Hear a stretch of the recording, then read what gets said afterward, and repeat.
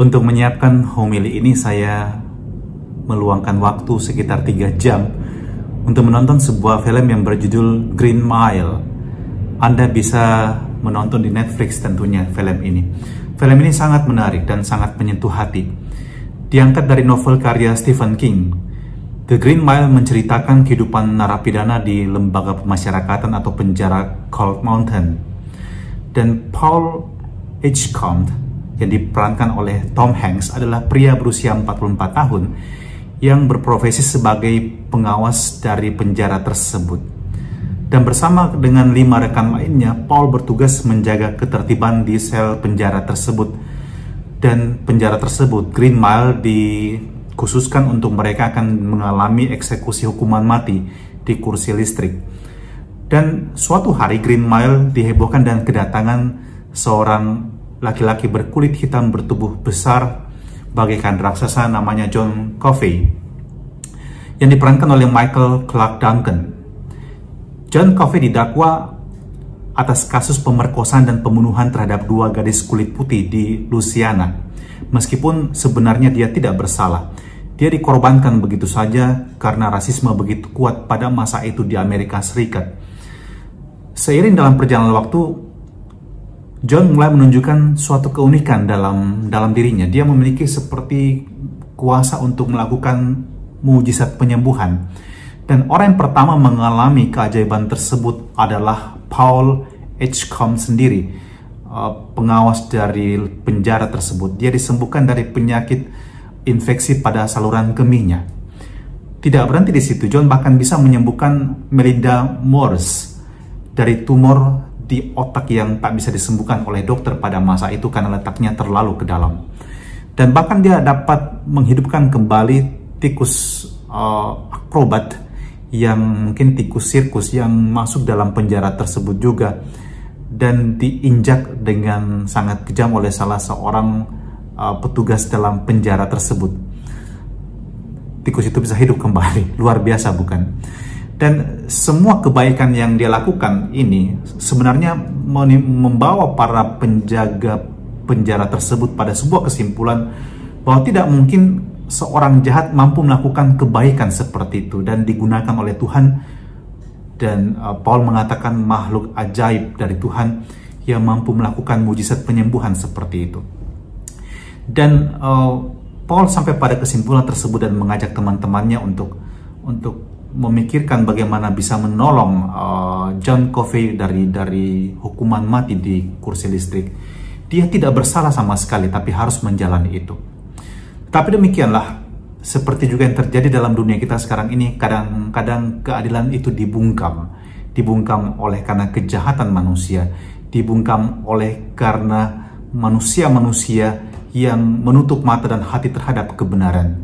The truth is death. Dan ironinya adalah bahwa ketika John dieksekusi di kursi listrik, yang memimpin dan memberikan komando untuk menghidupkan listrik pada kursi tersebut adalah Paul sendiri, Paul Edgecombe, yang mengalami mujizat. Mereka semua sedih, mereka semua sangat terpukul dengan peristiwa tersebut karena kebenaran dibungkam sama sekali, keadilan lenyap. Kita mungkin akan menangis dengan hati yang perih ketika melihat kebenaran itu dibungkam. Dan sekali lagi itu juga terjadi dari zaman dahulu sampai dengan zaman sekarang ini. Dan ketidakadilan menang terhadap kebenaran, dan kebenaran terbungkam oleh karena manusia yang jahat. Juga dalam Injil hari ini, kalau kita membaca Injil hari ini dari Matius 21 ayat 33 sampai dengan 43. Jika orang mendengarkan apa yang dituturkan oleh Yesus dalam perumpamaan tersebut, sebenarnya orang akan segera mengetahui bahwa itu merupakan sebuah gambaran yang akrab di telinga mereka dari kitab Nabi Yesaya yang juga dibacakan dalam bacaan pertama, Yesaya 5 ayat 1 sampai 7. Mereka mendengarkan kebenaran, mereka menyaksikan kebenaran, dan mereka kagum akan kebenaran itu, tetapi mereka menolaknya sama sekali. Kebenaran itu adalah Yesus sendiri, dengan sabdanya, dengan mujizat yang dia lakukan, dengan hidupnya sendiri sebagai orang yang benar. Orang tahu dia adalah lebih dari sekedar nabi, orang tahu dia adalah sang Mesias yang dinantikan. Tetapi pada saat pengadilan di depan Pilatus, semua bersatu suara dan berteriak, "Bebaskan Barabas," dan Barabas seorang penjahat besar, dan salibkan dia. sang kebenaran disalibkan. Semua suara kebenaran mereka bunuh. Para nabi yang digambarkan oleh utusan dari pemilik kebun anggur, bahkan sang putra dari pemilik kebun anggur pun mereka bunuh. Mengapa? Yang pertama, we are so greedy. Kita begitu serakah. Kita lupa siapa diri kita. Perumpamaan mengenai kebun anggur berbicara mengenai kita dan hidup kita. Para pekerja di kebun anggur, mereka tidak memiliki modal apapun juga. Mereka datang ke kebun anggur dan bekerja dengan kebun anggur yang semuanya sudah lengkap. Kebun anggur tersebut diberikan pagar yang tinggi tentunya untuk menjaga dari orang yang mau mencuri. Kemudian sang pemilik juga itu membuat lubang tempat memeras anggur, menara jaga juga disediakan. Orang-orang cuma datang dan bekerja dan mendapatkan upahnya. Dan Anda tahu berapa persen yang dimiliki oleh pekerja tersebut? Tanpa menanam modal sama sekali, mereka mendapatkan kurang lebih 60% dari semua penghasilan atau pendapat yang diperoleh melalui kebun anggur tersebut. Dan pemilik hanya mendapatkan 40%. Wow, kalau Anda membangun bisnis, Anda beruntung. Anda tidak punya modal, Anda mendapatkan keuntungan. Tetapi apa yang dibuat oleh para penyewa kebun anggur tersebut, mereka justru menjadi serakah. Mereka menganggap itu milik mereka sepenuhnya, dan mereka menutup mata dan hati, bahkan membunuh kebenaran untuk mendapatkan semua itu. Itulah keserakahan yang terjadi dalam diri manusia. Hal yang kedua yang dapat kita petik dari bacaan Injil hari ini adalah bahwa we kill the truth and saying I am the truth. Kita membunuh kebenaran itu dan mengatakan sayalah sang kebenaran. Bagaimana caranya? Karena kita memasang standar kita sendiri. Kita menutup pikiran kita, kita menutup telinga dan mata kita. Kita bermain dengan musik kita, kita menari dengan tarian kita sendiri, dan kita memainkan peraturan kita sendiri, kita memainkan games kita sendiri, musik kita sendiri. Kita tidak mempedulikan apapun di sekitar kita. Kita tidak mempedulikan agama dan moral. Kita tidak mempedulikan Tuhan sama sekali. Kita adalah Tuhan atas hidup kita sendiri, dan banyak manusia hidup dengan mentalitas seperti itu. Sayalah standar moral yang ada. Saya tentukan sendiri apa yang baik dan tidak baik. Kita mengambil kursi Tuhan untuk kekuasaan kita sendiri.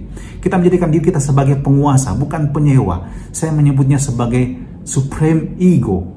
I don't care about people around me. I do care only about myself, my pleasure, my businesses, my job, my hobby. And people become wolf for one another. Homo homini lupus. Sikap ini menjadi bom waktu untuk hidup kita. Karena cepat atau lambat, kejatuhan juga akan terjadi pada kita. Paulus dalam bacaan kedua memberikan nasihat pada kita dari suratnya kepada jemaat di Filipi pasal 4 ayat 6-9. Bagaimana kita dapat hidup dengan benar di hadapan Tuhan.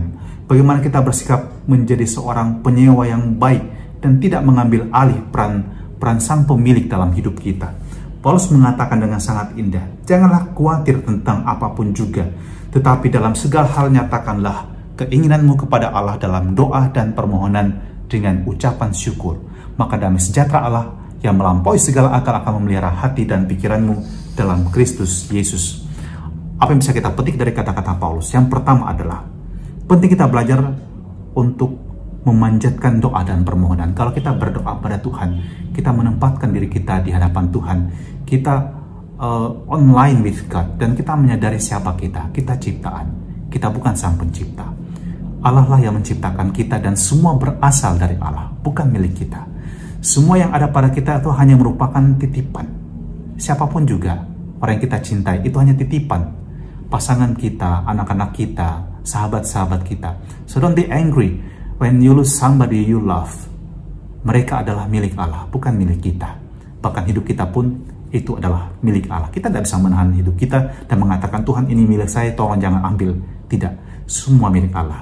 So, dengan berdoa dan doa permohonan, meminta, itu kita bersikap di hadapan Allah sebagai sang ciptaan yang rendah hati dan bergantung pada Tuhan. Yang kedua adalah, kita juga membangun sikap memelihara hati dan pikiran. Ini adalah merupakan kata kunci untuk menghidupi kebenaran. Hati dan pikiran bersih merupakan senjata dan perisai agar kita juga tidak jatuh dalam kejahatan dan dalam dosa. Sedangkan hati dan pikiran yang tercemar itu merupakan sumber segala kejahatan, dan kita bisa membunuh kebenaran dan ketidakadilan juga dalam kehidupan kita, dan juga kita dapat menjadi perindas bagi orang lain. Yang ketiga adalah membangun sikap syukur, dan syukur itu kita tunjukkan dalam tindakan kita. Bersyukur berarti saya berterima kasih untuk semua kebaikan Tuhan berikan pada saya. Bersyukur berarti saya mengakui bahwa segala sesuatu itu milik Tuhan dan saya persembahkan kepada Tuhan. Ya, Tuhan tidak membutuhkan uang kita, Tuhan tidak membutuhkan makanan dari kita, Tuhan tidak membutuhkan pakaian dari kita. Tapi ingat, dalam Matius 25, dalam pengadilan terakhir, Yesus mengatakan, apapun yang kau lakukan untuk saudaraku yang paling hina, itu kamu lakukan untuk aku.